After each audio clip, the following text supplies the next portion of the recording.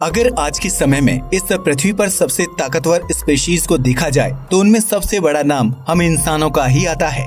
आज के समय में पृथ्वी पर ऐसी कोई स्पीशीज नहीं है जो थोड़े समय के लिए भी हम इंसानों के दिमाग और उसकी टेक्नोलॉजी एडवांसमेंट के आगे टिक सके, क्योंकि हमारी पूरी पृथ्वी पर हम इंसानों के पास ही सबसे ज्यादा इंटेलिजेंट और तेज दिमाग है जो पृथ्वी पर मौजूद किसी और स्पीशीज में नहीं है। इसी के कारण इंसान अपने आसपास के एनवायरनमेंट और चीजों को समझकर एक्शन ले सकता है।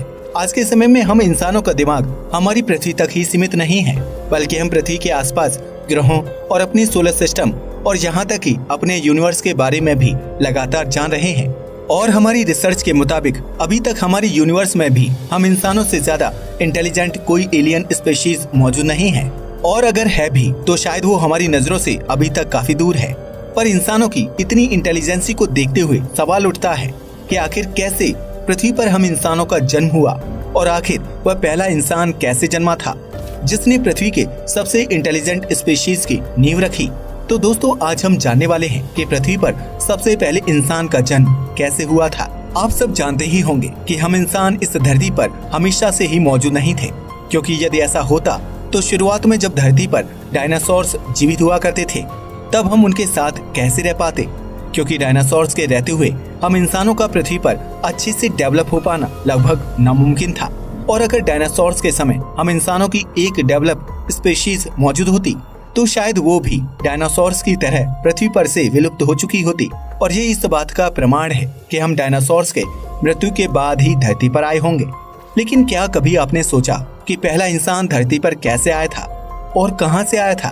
तो इसे समझने के लिए सबसे पहले हमारा ये जानना जरूरी है कि धरती पर जितने भी जीव मौजूद हैं वो सब पहले के जीवों से इवॉल्व होकर ही आए हैं, जो कि एक समय पर धरती पर मौजूद हुआ करते थे। इस प्रक्रिया को इवोल्यूशन कहा जाता है।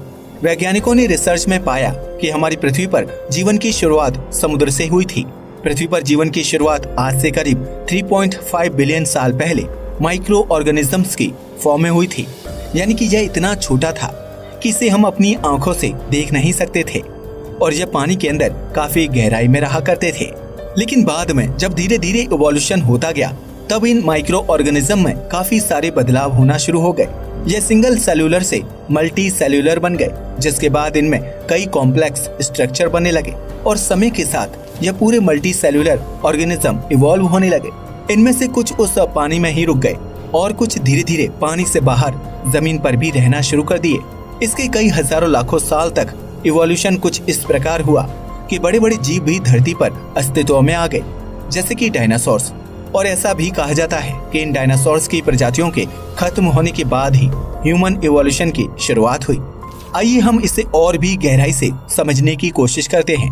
ऐसा कहा जाता है कि 66 मिलियन साल पहले एक बड़ा एस्टेरॉइड धरती से टकराया था। उस समय पृथ्वी पर एस्टेरॉइड की टक्कर काफी ज्यादा खतरनाक थी, जिसके चलते पृथ्वी का वातावरण लगभग पूरी तरह से खत्म हो गया था। पृथ्वी का इकोसिस्टम पूरी तरह से बिगड़ गया था। पृथ्वी के समुद्रों में बड़ी बड़ी समुद्री लहरें उत्पन्न हुई थी, जिसने पूरी पृथ्वी को डुबो दिया था। पृथ्वी पर बड़े बड़े भूकंप आए थे, और इसके अलावा वैज्ञानिक ये भी बताते हैं कि उस समय एस्टेरॉइड की टक्कर के चलते पृथ्वी पर मौजूद ज्यादातर बड़े वोल्केनो भी फट गए थे। और इन सभी घटनाओं के एक साथ होने के चलते पृथ्वी पर एक बहुत बड़ा मास एक्सटिंक्शन हुआ था, जिसके कारण इन डायनासोर्स की प्रजातियों का अंत हो गया था, और साथ ही जमीन पर रहने वाले कई अन्य रेप्टाइल्स भी इसमें मारे गए थे। ऐसा भी माना जाता है कि लगभग 75% फ्लोरा और फौना भी इसमें नष्ट हो गई थी। इसके कारण ये हुआ कि धरती पर कई सारी निचेस यानी कि कुछ प्रजातियों के रहने का स्थान अब खाली पड़ गया था, और साथ ही धरती के इकोसिस्टम का बैलेंस भी खराब होने लगा था। इसलिए अब धरती को नई प्रजातियों की आवश्यकता थी, जिसके कारण मैमल्स अस्तित्व में आना शुरू हो गए। और इसके 10 मिलियन साल बाद इन्हीं मैमल्स की 3 से 5,000 प्रजातियां धरती पर अस्तित्व में आ गई, जिनमें से एक थी प्राइमेट्स यानी बंदर जैसे दिखने वाली प्रजातियां। और फिर इन प्राइमेट्स में भी कई सारे बदलाव आए, जैसे कि जो पहला बदलाव था वो ये था कि यह प्राइमेट्स 2 अलग अलग ग्रुप्स में डिवाइड हो गए। इनमें से एक था स्ट्रेप्सरीन, जिन्हें वेट नोज्ड प्राइमेट्स भी कहा जाता है, क्योंकि इनमें सूंघने की शक्ति थी। दूसरे थे हैप्लोरीन्स, जिन्हें ड्राई नोज प्राइमेट्स भी कहा जाता है, क्योंकि इनमें देखने की शक्ति ज्यादा थी। यानी यह दोनों इंसानों के दो एट्रीब्यूट्स दर्शाने लगे, सूंघना और देखना। इसके बाद लगभग 20 मिलियन साल पहले इवोल्यूशन के कारण पहले एप अस्तित्व में आए, जिन्हें प्रोकाउंसल कहा जाता है। यह बंदरों जैसे दिखते थे, लेकिन इनमें इंसानों जैसे फिजिकल एट्रीब्यूट्स की डेवलपमेंट होने की शुरुआत हो गई थी। माना जाता है कि ये हमारे पूर्वज से दिखने में बड़े हुआ करते थे और इनका वजन 100 पाउंड्स जितना होता था और इनमें कोई पूंछ नहीं होती थी। फिर जब ये भी इवॉल्व होने लगे तो गिविंस और गोरिल्ला जैसे जीव भी अस्तित्व में आ गए। और क्या आप जानते हैं कि इसके बाद लगभग 7 मिलियन साल पहले चिंपैंजी भी इवॉल्व हुए और माना जाता है कि ये हमारे सबसे नजदीकी पूर्वज थे। इसके बाद आर्डिपिथेकस नाम के जीव भी अस्तित्व में आए और इनका ब्रेन साइज एप्स जितना बड़ा था। साथ ही यह पेड़ों पर रहने वाले जीव थे। ये पहले जीव थे जिन्होंने 2 टांगों पर चलना सीख लिया था। लगभग 4 मिलियन साल पहले ऑस्ट्रेलोपिथेकस ऑर्डिपिथेकस से इवॉल्व होकर अस्तित्व में आए और यह लगभग इंसानों जैसा दिखने लगे थे। हालांकि इनमें अभी भी एप जैसे दिखने वाले फीचर्स थे और यह पहले ऐसे थे जिनके पांव सामने की ओर इवॉल्व हो गए, जिससे कि इनका 2 टांगों पर चलना और भी आसान हो गया था। और अब यह अपने हाथों का इस्तेमाल स्टोन टूल्स बनाने में करते थे और ये भी आगे चलकर 2 ग्रुप्स में डिवाइड हो गए, जिनमें से पहले वो थे जिनकी जॉज यानी कि जबड़े काफी बड़े हुआ करते थे और दूसरे वो थे जिनका ब्रेन साइज काफी बड़ा हुआ करता था। लेकिन इनमें से बड़े ब्रेन साइज वाले जीव ही आगे और इवॉल्व हो सके और इन्होंने एक नई जीनस की शुरुआत की जिसका नाम था होमो। यदि आसान भाषा में समझें तो जीनस का अर्थ है प्रजातियों का एक ऐसा ग्रुप जो आपस में ज्यादा रिलेटेड होता है और होमो एक लैटिन शब्द है जिसका अर्थ है मैन। और कहा जाता है कि असली मानव इतिहास की शुरुआत यहीं से हुई थी। इस होमो जीनस के पहले सदस्य थे होमो हैबिलस, जिन्हें हैंडीमैन के नाम से भी जाना जाता है क्योंकि यह पत्थरों से बने हुए औजारों का इस्तेमाल करते थे। इनके बाद लगभग 1.9 मिलियन साल पहले होमो इरेक्टस अस्तित्व में आए।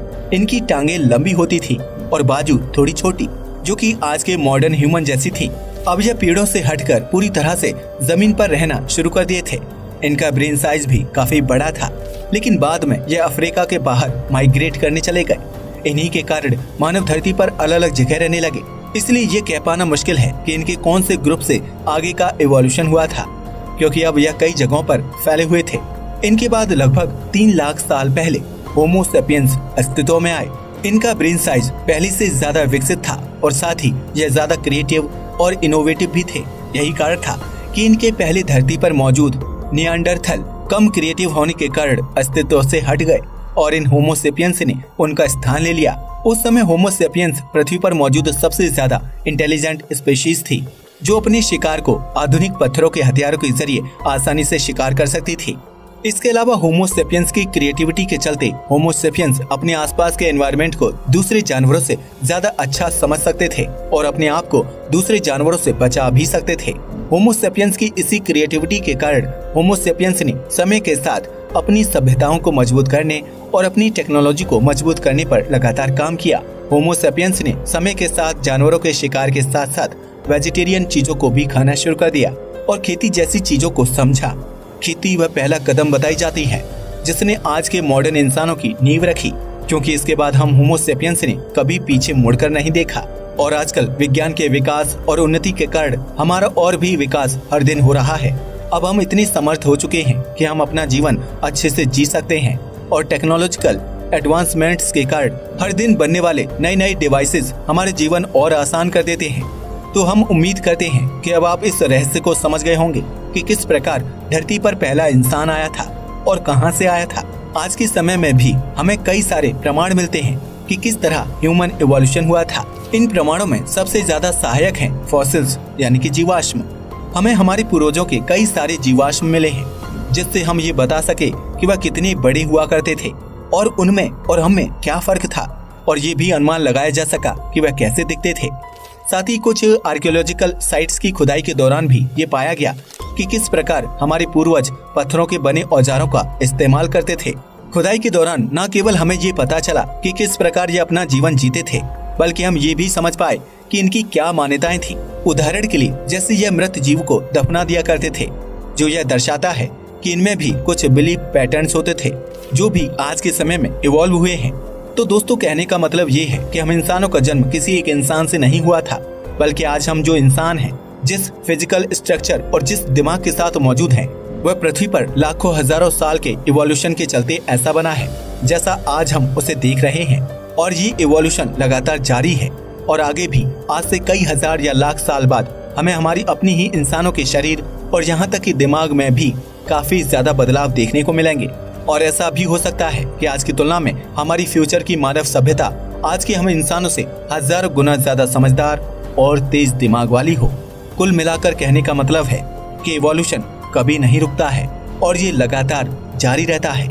आज के लिए बस इतना ही। वीडियो पसंद आया हो तो इसे लाइक और शेयर करें, साथ ही चैनल को भी सब्सक्राइब करें। जय हिंद दोस्तों।